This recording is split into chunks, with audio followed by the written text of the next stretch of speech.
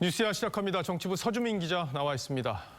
첫 번째 물음표 보죠. 네, 첫 번째 물음표는 이혁진 김치 사업 성업 중으로 하겠습니다. 예, 5천억대 지금 펀드 손실이 나서 논란이 커지고 있는 옵티머스 펀드의 설립자죠. 이혁진 씨. 네. 지금 미국에서 김치 사업을 하고 있다는 건 좀 알려진 얘기인데 네. 뭐 사업이 잘 되고 있는 모양이죠? 네, 지금 보시는 게 이 씨 회사가 올린 것으로 보이는 구직 광고 글입니다. 이 온라인 사업을 확장하고자 각 사업 부문별로 약 한 명씩 뽑는다는 내용입니다. 이 메일 주소를 보면 에스크 베리타스라고 되어 있는데요. 옵티머스의 전신이 된 회사입니다. 회사 주소도 적어 놓았고 또 회사 차량으로 보이는 사진도 첨부를 했습니다. 이 회사 홈페이지에서는 추석 맞이 특가 행사도 진행 중이었습니다. 특가 행사요? 예. 예.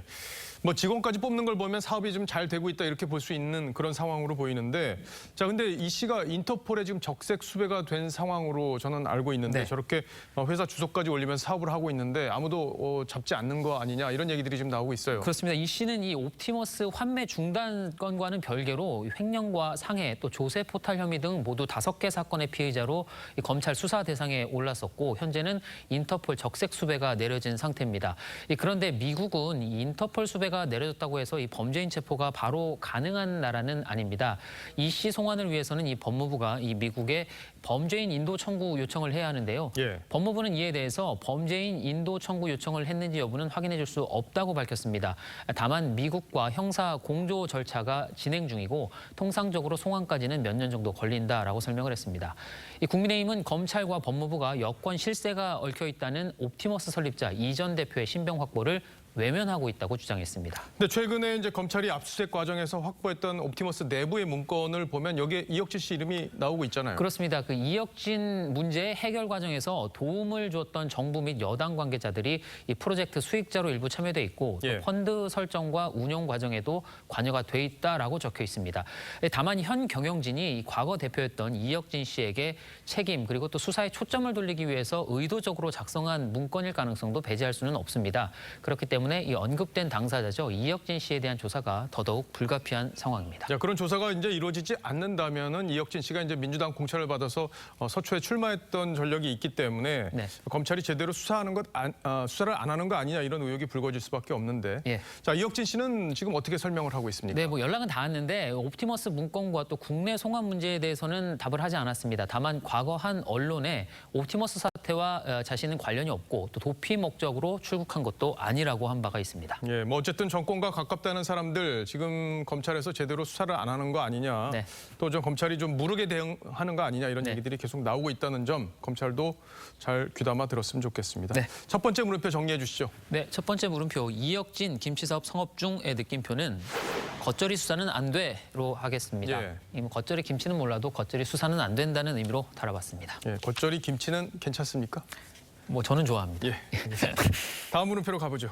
예, 두 번째 물음표는 이낙연 동교동계 복당 난감하네로 하겠습니다. 예, 이낙연 대표가 지금은 이제 친문들과 함께 하고 있는 그런 상황인데 이제 네. 과거에 이제 뿌리가 동교동계에 있다 이런 얘기들이 나오고 있기 때문에 네. 복당 문제를 어떻게 처리할지 그 부분이 좀 관심이잖아요. 그렇습니다. 이 동교동계는 민주당이 야당이었던 2016년에 20대 총선을 앞두고 이 집단 탈당을 해서 안철수 대표가 있었던 국민의당으로 갔습니다. 당시 문재인 대표를 공격하는 등 앙금이 적지 않았는데 동교동계의 핵심 인사죠. 정대철 전 고문이 이낙연 대표를 만나서 이 복당 방안을 논의했다는 보도가 나왔습니다. 예. 자, 그런데 총선 전에 이미 이제 동교동계가 민주당으로 복당하려고 했었잖아요. 복당도 예. 냈던 거로 제가 기억을 하는데. 그렇습니다. 이 지난 22대 총선 직전에 이낙연 대표의 종로 당선에 힘을 보태겠다며 민주당 복귀를 선언했었습니다. 지난날 같은 꿈을 함께 꾸었고 그 꿈을 함께 이루었던 민주당에 오늘 복귀합니다. 자, 그런데 이낙연 대표가 이제 대표가 된 지가 벌써 한 달이 넘었어요. 네. 그런데도 아직 복당 처리가 안 되고 있는 건가요? 그렇습니다. 이 당내 반발 때문이라는 얘기가 많은데요. 이 복당 논의를 한다는 오늘 보도가 나가자 당장 친문 핵심이죠. 전재수 의원이 페이스북에 글을 올렸는데 그동안 이 쏟아냈던 가혹하고도 참담한 말들을 어찌 감당하려고 하느냐. 참 보기가 그렇다라는 내용이었습니다.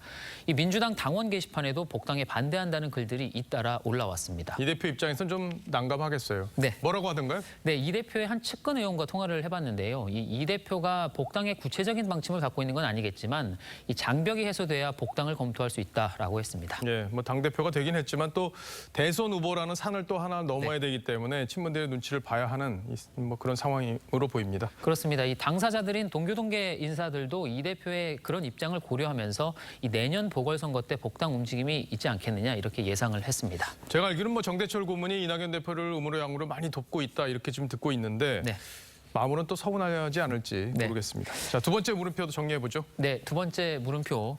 이낙연 동교동계 복당 난감한의 느낌표는 둘 다 없거나 둘 다 잃거나로 하겠습니다. 예. 이 뭐 호남 출신 당대표인 이 대표는 이 당내 친문 주류 세력과 또 호남 지지 세력이 양쪽으로부터 지지를 받고 있다는 평가가 많습니다. 양쪽 다 놓치지 않으려다가 지지 기반이 약해질 수도 있다는 점을 이 대표도 고민하고 있지 않을까 싶습니다. 예, 뭐 정치라는 게 결단의 연속이죠. 네. 잘 들었습니다. 지금까지 서주민 기자였습니다. 네.